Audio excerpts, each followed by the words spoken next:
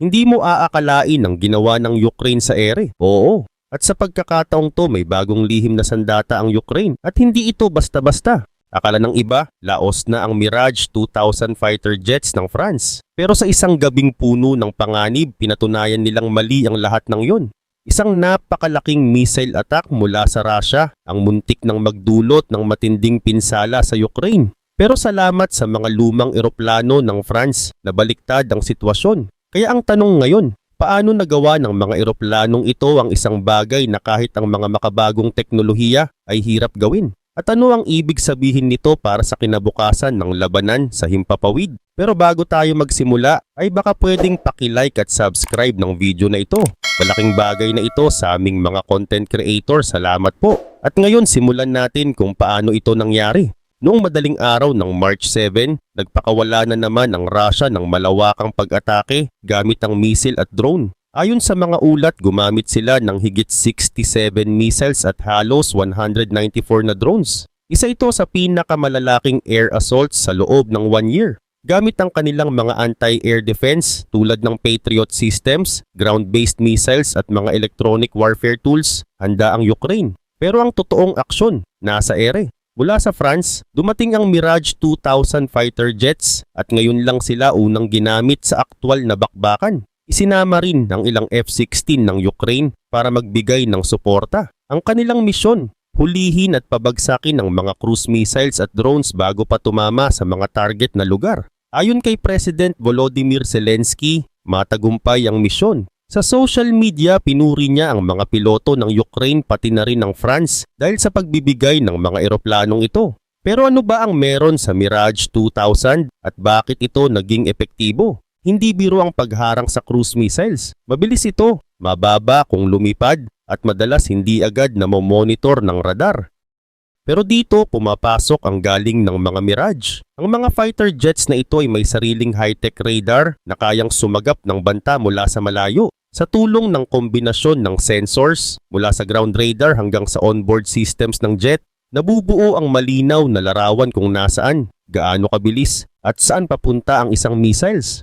Kapag nakuha na ang impormasyon, dito na papasok ang matinding maneuvering skills ng mga piloto. Kailangang mapuwesto agad ang jet sa tamang posisyon para makasabay at makahabol sa target. Sa bilis ng kilos at kakayahang magdesisyon ng mabilis, doon nagiging epektibo ang fighter jet. Sa simpleng salita, ang Mirage 2000 ay naging mata, tenga at kamao ng Ukraine sa ere. Hindi man ito ang pinakabagong model, pero sa tamang pagsasanay at tamang paggamit, naging game changer ito. At kung ito ang simula ng paggamit ng Ukraine ng lumang teknolohiya sa bagong paraan, posibleng may mas marami pa tayong sorpresa na darating. Kaya sa labanang ito sa himpapawid, hindi lang moderno ang kailangan, kundi diskarte, tapang at tamang timing. Buti na lang parehong mabilis at liksi ang F-16 at Mirage 2000 dahil dito kaya nilang tapatan ang bilis ng missiles at umatake mula sa iba't ibang anggulo, salamat na rin sa advanced na guidance systems na gamit nila. Ang pangunahing armas ng mga jets para makasabat ng missile ay ang air-to-air missile. Gumagana ito gamit ang dalawang klase ng teknolohiya. Una, ang active radar homing kung saan may sarili itong radar para hanapin at ilak ang target kahit pa biglang lumihis ang direksyon. Pangalawa, ang infrared guidance na nakatutok sa heat signature ng missile. Kaya sinusundan nito ang init na nilalabas ng target. Mahalaga ang mga teknolohiyang ito kasi hindi basta-basta hulihin ang mabilis at evasive na cruise missile. Pero ang totoo, karamihan sa mga cruise missiles ay hindi gumagalaw ng pazigzag o umiilag. May diretsong ruta lang sila patungo sa target, kaya kung alam mo kung saan sila galing at saan papunta, mas madaling harangin. Ang problema, may kahinaan pa din ng missiles. Madalas mababa ang heat output nila at aerodynamic pa ang design. May mga surface din sila na nagpapakalat ng radar signal, kaya hindi sila madaling makita ng karaniwang anti-air missiles. Dito pumapasok ang mas advanced na gamit ng mga fighter jets. May mga onboard computer sila na nakakabit sa data link system. Ibig sabihin habang nasa ere, tuloy-tuloy ang palitan ng data sa pagitan ng jet at missile. Nakakatulong ito sa pag-adjust ng target habang lumilipad pa ang missile gamit ang mas detalyadong data ng jet mula sa sensors nito. Pero hindi pa doon natatapos ang laban. May tinatawag na Electronic Countermeasures o ECM. Ito ang mga taktika ng kalaban para guluhin ng radar at systems ng interceptor. Gumagamit sila ng signal na nakakalito para mahirapan ng missile na hanapin ang tunay na target. Kaya dapat sobrang solid at matibay ang countermeasures ng mga jets para kahit may panlilin lang, nasa target pa rin ng missile. Kung minsan kapag sobrang ikli ng oras para umatake, pwede ring gumamit ng jet guns bilang huling paraan. Pero bihira ito kasi sobrang hirap tamaan ng maliit at mabilis na missile gamit lang ang bala. May isa pang problema pagdating sa drones. May ilang drone na may kakayahang humanap pa ng ibang target o kaya ay manual na ginagabayan. Ginagamit minsan ng unang wave ng missiles at drones bilang pain para lumipad ang mga jets. Pag lumabas na sila, may pangalawang wave na nakalaan talaga para sa kanila. Kaya importante na ang mga jets ay may sariling missile defense systems din. Dito naging mahalaga lalo ang Mirage 2000. Dahil sa banta ng ECM at advanced drones, kailangan ng Ukraine ng jets na kayang maging unang depensa sa ere.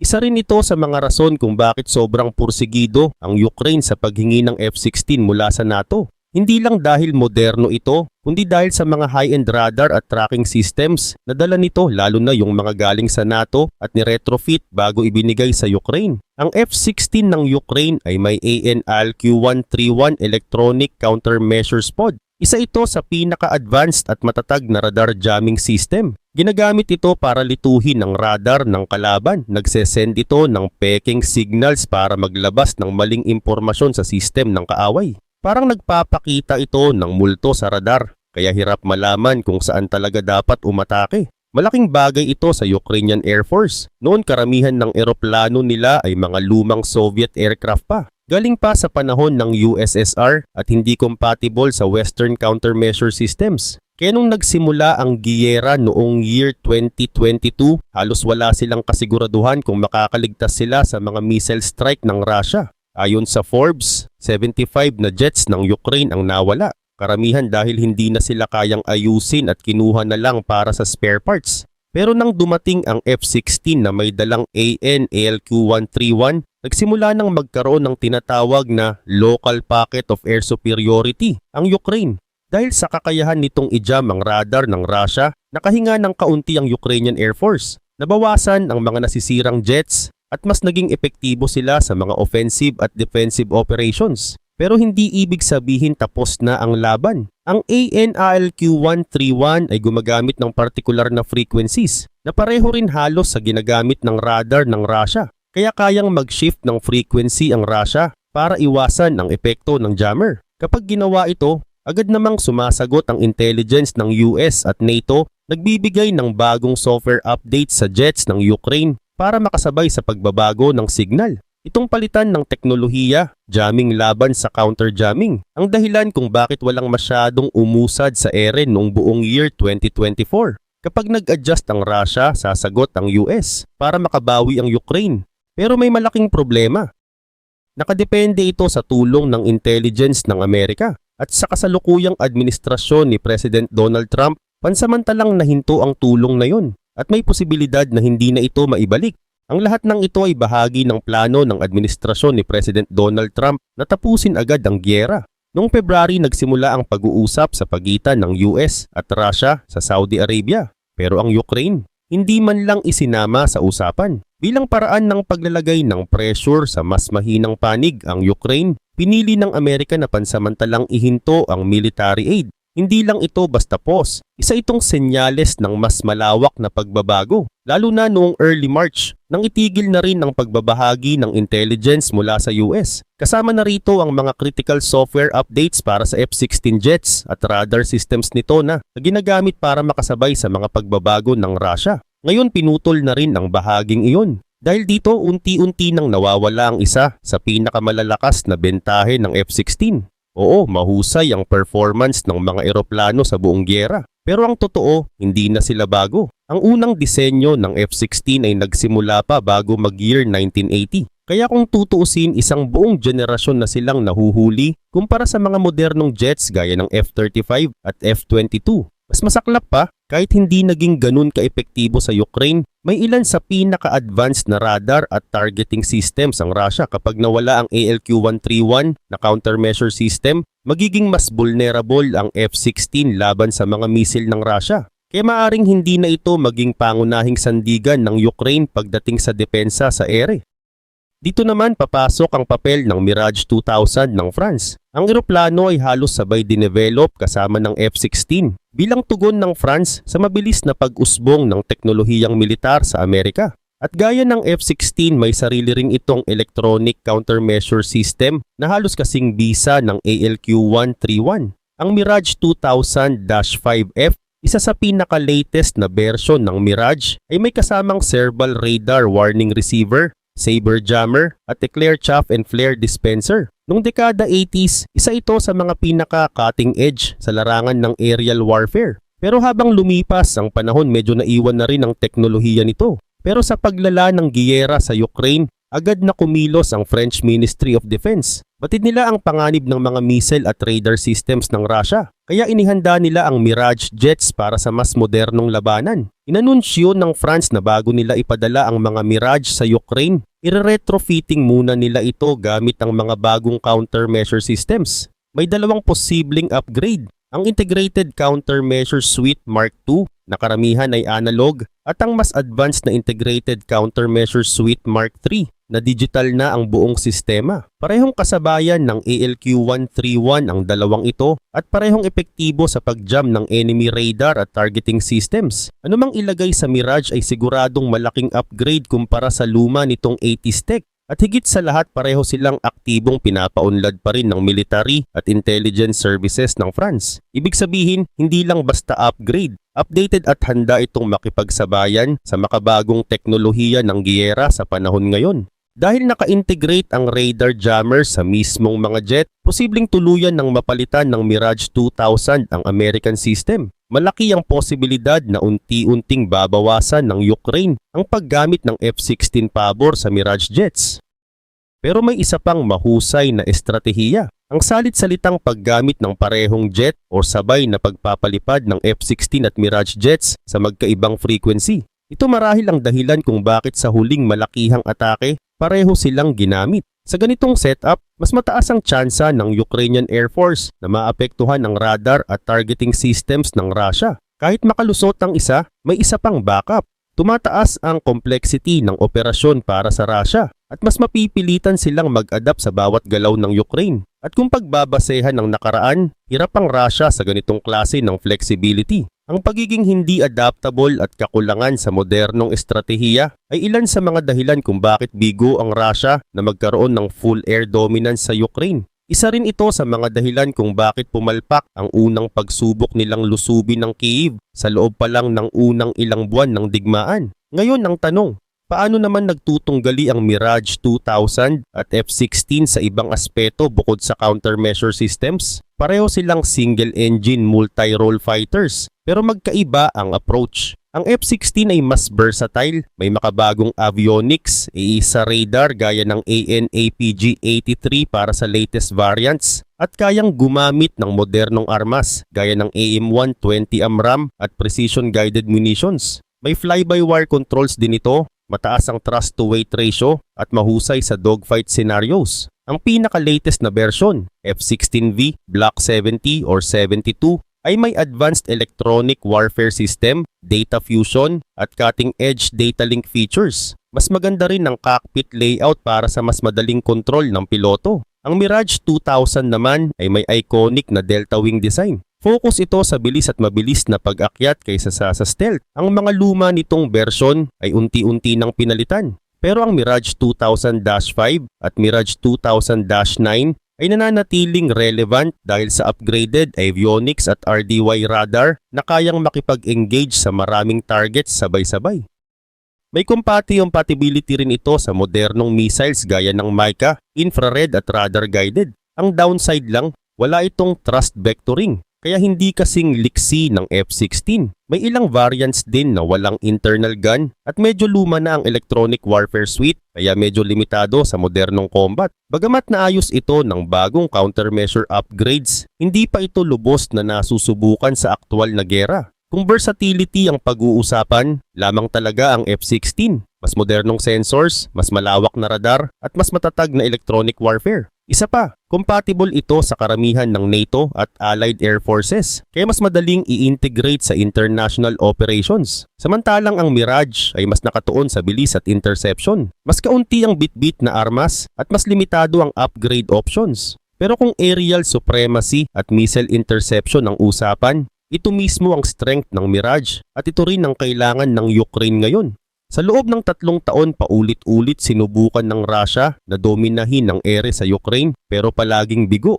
Isa sa mga dahilan, kakulangan ng sapat na disposable air forces para makalusot sa mga anti-air defenses na bigay ng NATO. Ang unang batch ng F-16 na dumating sa Ukraine ay agad nagpataas ng depensang kakayahan. At kahit hindi na agad na a-update ang kanilang radar software, ginagamit pa rin ng F-16 sa maraming bansang miyembro ng NATO. Kaya may access pa rin ng Ukraine sa intelligence support ng NATO. Hindi lang para sa F-16 kundi pati na rin sa Mirage jets. Ang kombinasyong ito, Mirage para sa bilis at interception at F-16 para sa advanced radar at flexibility, ay nagbibigay ng mahalagang edge sa Ukraine. Ang pinakakailangan ng Ukraine ngayon, oras. Ngayon na pabago-bago ang suporta ng Amerika, maraming posibleng hakbang ang pwedeng gawin ng Ukraine at NATO. Pagkatapos i-anunsyo ni Trump ang suspension ng US support, maraming NATO countries ang nagmadaling humanap ng alternatibo. Sa datos, halos 1/3 hanggang 1/2 ng kabuuang military at economic aid ng Ukraine kada taon ay galing sa US. Ibig sabihin kailangang doblehin pa ng ibang NATO members ang suporta nila. 50 to 100% ang kailangang idagdag. Pero marami sa kanila ang hirap ng tuparin ang sarili nilang defense quotas. Mas mahalaga pa, ang intelligence at ammunition support mula sa US ay hindi pa kayang tumbasan ng NATO. Kaya sa bagong sitwasyon, kailangang patunayan ng Ukraine na kaya nitong lumaban gamit lang ang kasalukuyang armas at plano mula sa ibang miyembro ng NATO. Kapag nagtagumpay sila sa mga susunod na buwan, maaaring magbago ang isip ni Trump at tumigil sa pagkiling kay Putin. Kasi ang dahilan niya sa pagputol ng suporta ay para tapusin agad ang gera. Dahil sa paniwalang mas malaki ang tsansa ng Russia na manalo. May mga deal na inalok si Trump noon kay Zelensky, mga alok na tinanggihan ng Ukraine dahil hindi pabor sa kanila. Pero kung mapapatagal ng Ukraine ang laban, lalong hindi na sila basta papasok sa kahit anong peace deal na ipipilit ng Amerika. Kapag umabot sa puntong pareho ng ayaw bumitaw ang Ukraine at Russia, malamang ay mapilitan na ang NATO na mag-isip ng mas matinding hakbang tulad ng pagpapadala ng sariling peacekeeping forces para itigil ang gera. Hindi ito para pumabor sa kahit anong panig, kundi para matigil na ang labanan. Pero bago pa man makalipad ang Mirage sa ere ng Ukraine, matinding paghahanda muna ang ginawa. Ilang buwan bago sila ma-deploy, ipinadala ng Ukraine ang kanilang mga piling piloto at ground crew sa France para sa matinding training. Dito nila pinag-aralan ang bawat aspeto ng Mirage 2000-5F, mula sa paglipad hanggang sa paggamit ng advanced weapon systems nito. Hindi lang ito basta crash course. Ito ay isang detalyado at hands-on na pagsasanay para matiyak na pagbalik nila sa Ukraine. Handa silang gamitin ng mga eroplanong ito hindi lang bilang depensa, kundi bilang aktwal na sandata laban sa Russia. At hindi lang mga eroplano ang dumating. Kasama ng Mirage jets, nagpadala rin ang France ng mga high-precision na armas gaya ng Scalp-PAG cruise missiles at AASM Hammer guided bombs. Ang Scalp-PAG ay kilala sa kakayahan nitong umatake mula sa layo, mahigit 400 kilometers. Habang ang AASM Hammer bombs naman ay kayang itama ang direksyon kahit pa na-drop mula sa mataas na altitude. Ibig sabihin hindi lang pang interception ng Mirage, kaya rin itong umatake sa mga target sa lupa mula sa ligtas na distansya. Sa panahon ngayon kung saan bawat misil at bomba ay may katumbas na buhay, napakahalaga ng presisyon. At sa presisyon hindi matatawaran ang Scalp at Hammer bombs. Pero ang pinakamahalaga sa lahat mismong French Ministry of Defense na ang nagkumpirma na ire-refit nila ang mga lumang Mirage bago ito ipadala sa Ukraine. Kaya hindi ito basta luma. Binigyan ito ng bagong buhay gamit ang modernong countermeasure systems tulad ng Serval Radar Warning Receiver, Saber Jamming System at Eclair Flare Dispensers. Ang mga ito ay kayang magpakalat ng mga signal o init na nakakalito sa incoming missiles. Ginagawa nitong mas mahirap tamaan ng jet sa aktwal na labanan. At sa sobrang kritikal ng electronic warfare ngayon, hindi pwedeng basta luma lang ang gamitin. Dalawa ang posibleng system na ikinabit ng France, ang Integrated Countermeasure Suite Mark II At ang mas advanced na digital version nito, ang Mark III, parehong kayang sabayan ng ALQ-131 ng US F-16 at parehong pinapanatiling updated ng military intelligence ng France. At ito ang maganda, habang nababawasan ang tulong mula sa Amerika, lalo namang pinapalakas ng France ang commitment nila sa Ukraine. Sa ganitong sitwasyon, napakahalaga ng estratehiya.